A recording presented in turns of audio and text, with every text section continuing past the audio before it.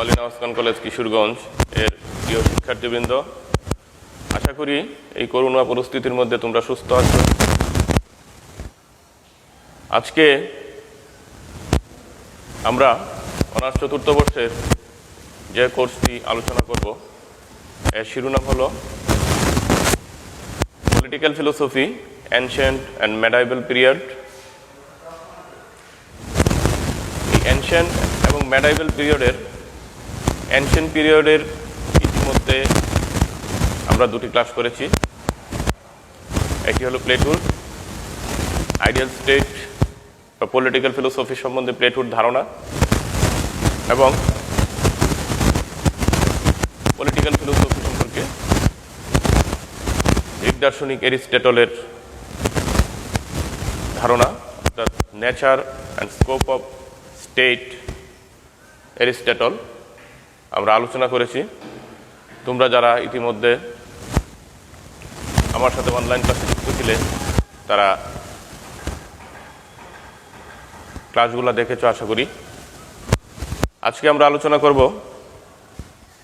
মেডাইভাল পিরিয়ডের একজন বিশিষ্ট ফিলোসোফার, যিনি একজন ধর্মযাজক ছিলেন, সেন্ট অগাস্টিন। এর রাজনৈতিক দর্শন বা পলিটিক্যাল ফিলোসফি নিয়ে সেন্ট অগাস্টিন এর তত্ত্ব আজকে আমরা আলোচনা করব। প্রিয় শিক্ষার্থীবৃন্দ, সেন্ট অগাস্টিনের যে গ্রন্থটি নিয়ে আমরা আলোচনা করব, যে গ্রন্থের আলোকে তার পলিটিক্যাল ফিলোসফি নিয়ে আলোচনা করব, এটি হলো the city of god. The city of god গ্রন্থে সেন্ট অগাস্টিন তার রাজনৈতিক দর্শন সম্পর্কিত যে আলোচনা করেছেন, সে আলোচনা আজকে আমরা সংক্ষেপে আলোচনা করব। এখন আমি তোমাদেরকে সেন্ট অগাস্টিন সম্পর্কে সংক্ষেপে দুই একটি কথা বলে আমরা আমাদের মূল আলোচনায় চলে যাব। আমরা ইতিমধ্যে প্রথম বর্ষে আমাদের একটি কোর্স ছিল history of western philosophy, ancient and medieval period. Medieval পিরিয়ডে saint Augustine, saint Thomas Aquinas, ওনাদের ফিলোসফি আমরা পড়েছি। ওখানে মূলত আমরা ওনাদের যে বিশুদ্ধ ফিলোসফি, পিওর ফিলোসফি, সেটা নিয়ে আলোচনা করেছি। আজকে আমরা সেন্ট অগাস্টিনের পলিটিক্যাল ফিলোসফি আলোচনা করব, এবং এই পলিটিক্যাল ফিলোসফির যে গ্রন্থে উনি পলিটিক্যাল ফিলোসফি নিয়ে আলোচনা করেছেন সেই গ্রন্থের প্রেক্ষাপটেই আমরা আলোচনা। গ্রন্থটি হলো, আমি পূর্বে বলেছি, দি সিটি অব গড, অর্থাৎ ঈশ্বরের রাজ্য বা বিধাতার রাষ্ট্র, যাই বলি না কেন। প্রিয় শিক্ষার্থীবৃন্দ, আমরা জানি সেন্ট অগাস্টিন উত্তর আফ্রিকার তেগিস্তা নামক শহরে 354 খ্রিস্টাব্দে জন্মগ্রহণ করেন এবং উনি মৃত্যুবরণ করেন 430 খ্রিস্টাব্দে। ওনার পিতা এবং মাতা দুই ধর্মের অনুসারী ছিলেন। একজন ছিলেন প্যাগান ধর্মের অনুসারী, একজন ছিলেন খ্রিস্টান ধর্মের অনুসারী। প্রথম জীবনে অগাস্টিন প্যাগান ধর্মের অনুসারী ছিলেন, পরবর্তীতে নব্য প্লেটোবাদ, তারপরে সর্বশেষ উনি খ্রিস্টান ধর্মের অনুসারী হন এবং ওনার মৃত্যুর পর্যন্ত খ্রিস্টান ধর্মের অনুসারী ছিলেন এবং গির্জার বিশপ হিসাবে যুক্ত ছিলেন। উনি অনেক গ্রন্থ লিখেছেন, সব গ্রন্থ নিয়ে আমরা এখানে আলোচনা করব না।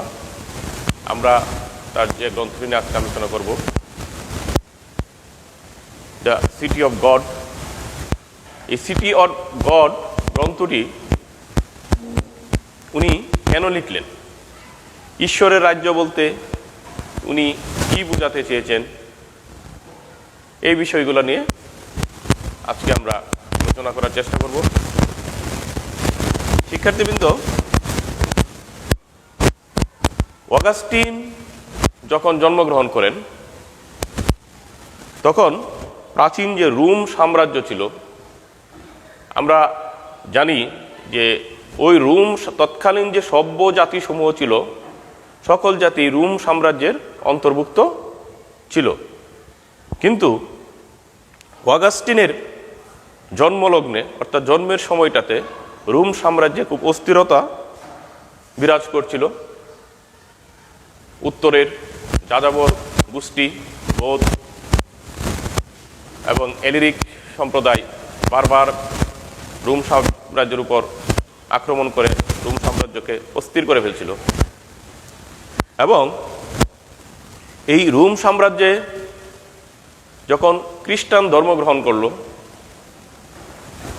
রোমের সম্রাট বা তার অধিবাসীরা যখন খ্রিস্টান ধর্মে দীক্ষিত হল, তখন রোমের যে পূর্বের যে ধর্ম ছিল পেলেগীয় ধর্ম, সেই পেলেগীয় ধর্মের অনুসারীরা মনে করত যে আজকের রোমের এই যে অস্থিতিশীল অবস্থা, বারবার বহির্শক্তির দ্বারা রোম আক্রান্ত হচ্ছে, এর মূল কারণ হলো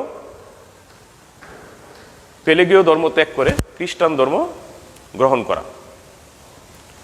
পেলেগীয়রা মনে করত যে তাদের যে ধর্মের যে প্রধান দেবতা জুপিটার, এই জুপিটারের প্রার্থনা যখন রোমের শাসনকর্তারা ছেড়ে দিয়েছে, এই জন্যই রোম যখন আক্রান্ত হয় তখন তারা আর সাহায্য করেনি, যার ফলে আজকে রোমের এই অবস্থা। যাই হোক, তখনকার খ্রিস্টান পাদ্রী বা খ্রিস্টান যারা ছিলেন তারা এই প্রশ্নের উত্তর দেওয়ার চেষ্টা করেছেন, কিন্তু সেই রকমভাবে তারা এর উত্তর দিতে পারেননি। অগাস্টিন ভাবলেন যে পেলেগীয়দের এই যে অভিযোগ খ্রিস্টানদের বিরুদ্ধে, সেই অভিযোগের একটি জবাব দেওয়া আবশ্যক, এবং এর অভিযোগের জবাব দিতে গিয়েই উনি মূলত তার দিস সিটি অফ গড গ্রন্থটি রচনা শুরু করেন। এবং এই গ্রন্থটি রচনা করতে উনি অনেক সময় নেন। 412 খ্রিস্টাব্দ থেকে 427 খ্রিস্টাব্দ, 412 থেকে 427 খ্রিস্টাব্দ, প্রায় 13-14 বৎসর সময় লেগেছে এই গ্রন্থটি রচনা করতে। এবং এই গ্রন্থটি উনি ধীরে ধীরে আস্তে আস্তে এমনভাবে রচনা করেছেন, এক পর্যায়ে এই গ্রন্থটি এমন রূপ ধারণ করে যে পুরো খ্রিস্টান ধর্মের অতীত, বর্তমান, ভবিষ্যৎ সব কিছুই এর অন্তর্ভুক্ত হয়। যাই হোক, উনি এই দ্য সিটি অফ গড গ্রন্থটি লিখেন এবং এই পেলেগীয়দের এই অভিযোগের জবাব এই গ্রন্থে দেওয়ার চেষ্টা করেন। এবং উনার যে সময়কালটা ছিল এটা হলো মধ্যযুগ। আমরা জানি মধ্যযুগ বলতে আমরা কি বুঝি। আমরা ফিলোসফির ছাত্র হিসাবে আমরা জানি যে ফিলোসফির 4টা যুগ রয়েছে: প্রাচীন যুগ, মধ্যযুগ, আধুনিক যুগ এবং সাম্প্রতিক যুগ। প্রাচীন যুগে আমরা জানি সেই খ্রিস্টপূর্ব 600 শতক থেকে শুরু এবং মধ্যযুগের আগ পর্যন্ত। আর মধ্যযুগ বলতে আমরা কোন সময়টাকে বুঝব? অনেকেই বলেন যে মধ্যযুগ হলো খ্রিস্টান গির্জার পতনের পর থেকেই মূলত মধ্যযুগের শুরু। আবার কেউ কেউ বলেন খ্রিস্টান গির্জার পতনের পর মূলত 6ষ্ঠ শতক থেকে ষোড়শ শতকের আজকের যে জাতীয় রাষ্ট্র, এই জাতীয় রাষ্ট্রের উত্থানের পূর্ব পর্যন্ত যে সময়কাল সেই সময়কালটাকে মধ্যযুগ বলবো। আবার ব্রিটিশ ফিলোসোফার বার্ট্রান্ড রাসেল তার হিস্ট্রি অফ ওয়েস্টার্ন ফিলোসফি গ্রন্থে বলেন যে 400 খ্রিস্টাব্দ থেকে 1400 খ্রিস্টাব্দ পর্যন্ত যে সময়কাল, সেটাকে আমরা মধ্যযুগ বলবো। যাই হোক, আমাদের আজকের আলোচিত যে ফিলোসোফার সেন্ট অগাস্টিন, উনি একজন মধ্যযুগীয় ফিলোসোফার। এবং আমরা জানি মধ্যযুগে সকল আলোচনা, সকল কিছুই ধর্মনির্ভর ছিল। বিজ্ঞান, সাহিত্য, গণিত, নাটক, নোবেল, যা কিছু ছিল সবই ধর্মকেন্দ্রিক ছিল। এবং আজকের আমাদের যে আলোচিত দার্শনিক সেন্ট অগাস্টিন, উনি নিজেও বিশপ ছিলেন, ধর্মযাজক ছিলেন। যাই হোক, উনি তার সিটি অফ গ্রন্থটি যদি আমরা পর্যালোচনা করি, সিটি অফ গ্রন্থে উনি তার পলিটিক্যাল ফিলোসফি নিয়ে যে আলোচনা করেছেন, সে আলোচনাকে যদি আমরা দেখি, তাহলে আমরা দেখব এখানে আলোচনা করা হয়েছে ইতিহাস সম্পর্কিত তত্ত্ব, বিধাতার রাষ্ট্র সম্পর্কিত তত্ত্ব, ন্যায় সম্পর্কে তার ধারণা, দাস প্রথা সম্পর্কে তার ধারণা, সম্পত্তি তত্ত্ব নিয়ে তিনি আলোচনা করেছেন। এবং বার্ট্রান্ড রাসেল তার এই গ্রন্থটিকে বলছেন এটা ইতিহাসের দর্শন। সিটি অফ গড গ্রন্থটি হলো ইতিহাসের দর্শন বলছেন। ইতিহাস সম্পর্কিত তত্ত্বটা কি? উনি এই যে খ্রিস্টানদের যে ইতিহাস, অতীত, বর্তমান এবং ভবিষ্যৎ, এই পুরো বিষয়টাকে একটি ঐতিহাসিকভাবে ব্যাখ্যা দেওয়ার চেষ্টা করেন। এবং উনি বলেন যে ইতিহাস হলো ঈশ্বরের উদ্দেশ্য লক্ষ্য বাস্তবায়নের ক্ষেত্র বিশেষ। কেন এই কথাটা উনি বলেন? উনি দেখালেন এই যে পেলেগীয়রা যে অভিযোগটি করেন যে খ্রিস্টান ধর্ম গ্রহণের ফলেই রোম সাম্রাজ্যের পতন হয়েছে, সেই অভিযোগ খণ্ডন করতে গিয়ে উনি ইতিহাস থেকে এর ব্যাখ্যা দেন এবং বলেন যে রোমের খ্রিস্ট ধর্ম গ্রহণ করার আগেও রোমে আক্রমণ হয়েছে, রোমকে অস্থিতিশীল করা হয়েছে। এবং এটি দিয়ে দেখান যে কোনো রাষ্ট্রের, কোনো সমাজের উত্থান বা পরাজয়ের ক্ষেত্রে কোনো দেবদেবীর কোনো ভূমিকা নেই।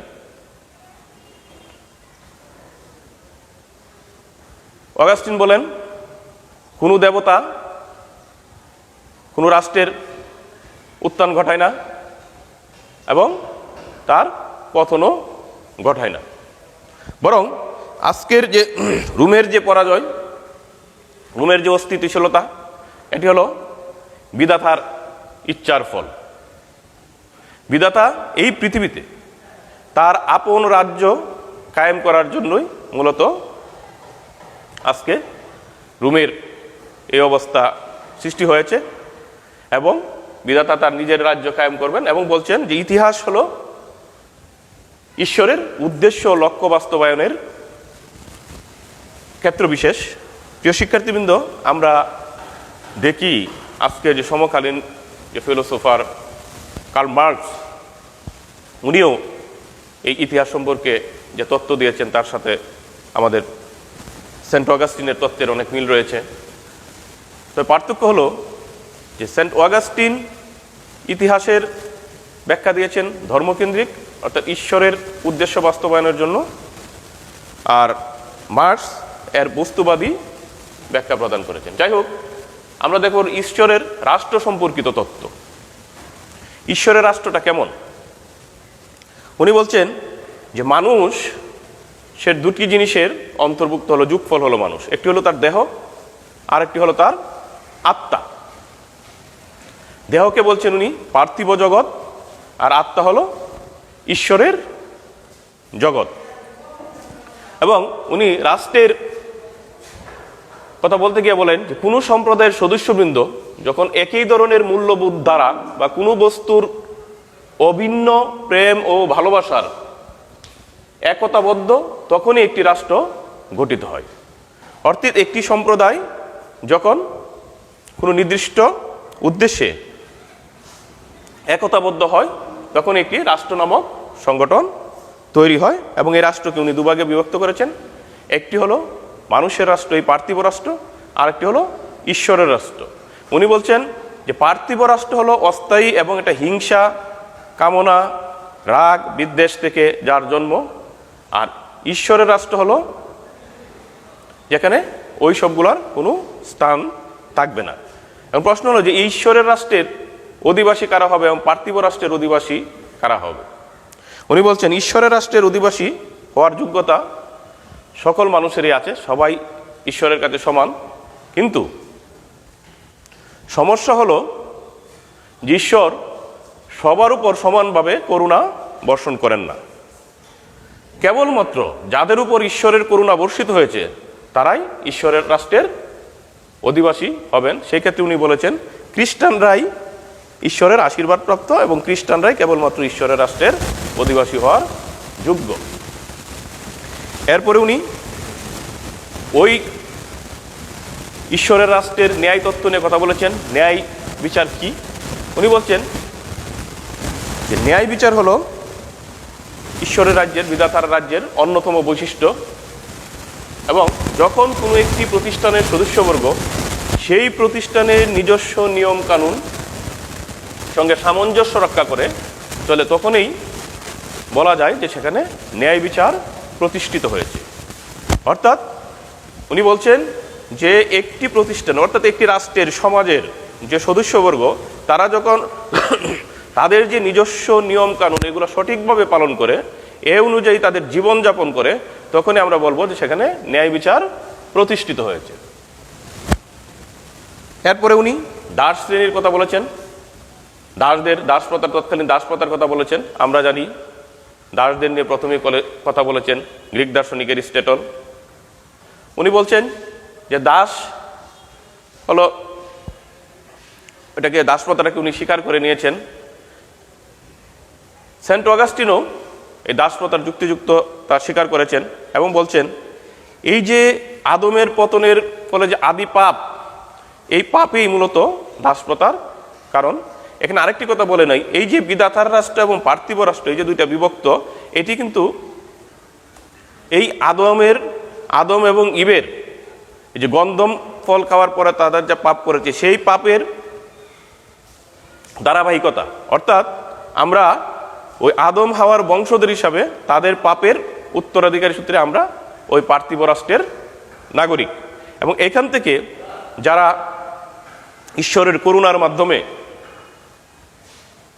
তার সান্নিধ্য লাভ করতে, তারাই ওই ঈশ্বরের রাজ্যের সদস্য হবেন।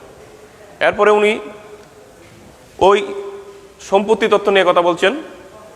উনি বলেন যে এই যে বিশ্ব যত সম্পত্তি ঈশ্বর তা সকল মানুষের জন্যই সমানভাবে তৈরি করেছেন, এবং মানুষের উচিত এখান থেকে সেই পরিমাণ সম্পদ গ্রহণ করা যে পরিমাণ সম্পদ তার প্রয়োজনের অতিরিক্ত কোনো সম্পদ সে গ্রহণ করবে না।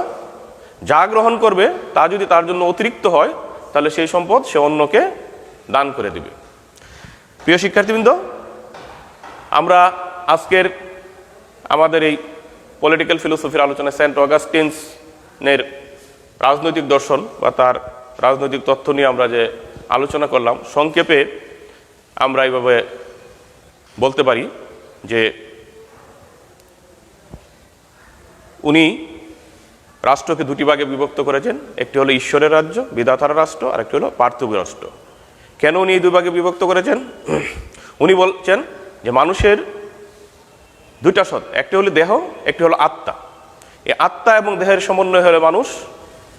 দেহকে উনি তুলনা করেছেন ওই পার্থিব রাষ্ট্রের সাথে, আর আত্মাকে তুলনা করেছেন ওই ঈশ্বরের রাষ্ট্রের সাথে, যদিও ঈশ্বরের রাষ্ট্রের বাস্তব কোনো অস্তিত্ব নেই, এবং এটা পুরোটাই মানসিক একটা বিষয়। এবং এই ঈশ্বরের রাষ্ট্রের কারা বসবাস করবে? ঈশ্বরের রাষ্ট্রে বসবাস করবে তারাই যারা ঈশ্বরের করুণাপ্রাপ্ত, অর্থাৎ উনি বলছেন যে খ্রিস্টান ধর্মের অনুসারীরা ওই রাষ্ট্রে বসবাস করবেন, আর বাকিরা ওই পার্থিব রাষ্ট্রে বসবাস করবেন।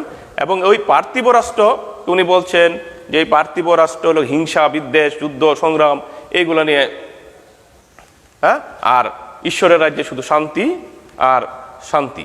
এবং এখানে পরবর্তীতে উনি ওই ন্যায় বিচারের কথা বলেছেন। ন্যায় বিচার বলতে আমরা কি বুঝি? ন্যায় বিচার বলতে সাধারণত আমরা বুঝি যে মানে শান্তি, ন্যায় বিচার বলতে আমরা বুঝবো যে একটি প্রতিষ্ঠানের সদস্যবৃন্দ তাদের নিজস্ব যে আইন কানুন আছে সেই আইন কানুন দ্বারা যদি তারা তাদের জীবন চালন করে তাহলে সেটাকে বলবো ন্যায় বিচার। তারপরে আরেকটি বিষয় আমরা হলো যে শান্তি, তার শান্তি তত্ত্ব। শান্তি তত্ত্বটা কি? শান্তি বলতে আমরা বুঝি যে যুদ্ধের অনুপস্থিতি কালটাকেই শান্তি বলা হয়। কিন্তু অগাস্টিন আসলে সেরকম বলেননি। উনি বলছেন যে শুধু যুদ্ধের অনুপস্থিতি না, শান্তিটা হবে একটি ঐক্য, অর্থাৎ পরস্পর বিরোধী যে গ্রুপগুলো থাকবে এই গ্রুপগুলোর মধ্যে যে একটি ঐক্যতান থাকবে সেটাই হলো শান্তি। অর্থাৎ শান্তিকে উনি পজিটিভ অর্থে নিয়েছেন, শান্তিকে উনি নেগেটিভ অর্থে নেননি। তারপরে দাসতত্ত্বের কথা বলেছেন। উনি দাসপ্রথাকে স্বীকার করেছেন এবং বলছেন এই দাসপ্রথার কারণ হলো ওই যে আদমের পাপের ফল। তারপর সম্পত্তি তত্ত্ব নিয়ে আমরা আলোচনা করলাম। তাহলে সম্পত্তিটা কি? তাহলে আমরা কি বলবো যে সে কমিউনিজমে বিশ্বাসী, মানে সকলের সমান? বিষয়টা আসলে সেরকম না। সম্পত্তির কথা উনি বলছেন যে ঈশ্বর সকলের জন্য সম্পত্তি এই পৃথিবীতে সৃষ্টি করেছেন, সেই সম্পত্তি থেকে সবাই তাদের প্রয়োজন অনুযায়ী গ্রহণ করবে, যতটুকু প্রয়োজন, এর বাকিটা স্বর্ণকে দিয়ে দিবে। এবং ব্যক্তিগত সম্পত্তিকে উনি স্বীকার করেন এবং বলেন যে রাষ্ট্রের অন্যতম দায়িত্ব হলো জনগণের সম্পত্তি রক্ষা করা। যাই হোক, আশা করি আজকের ক্লাসটি তোমরা শুনেছ এবং বুঝতে পেরেছ। তো সবাইকে ধন্যবাদ।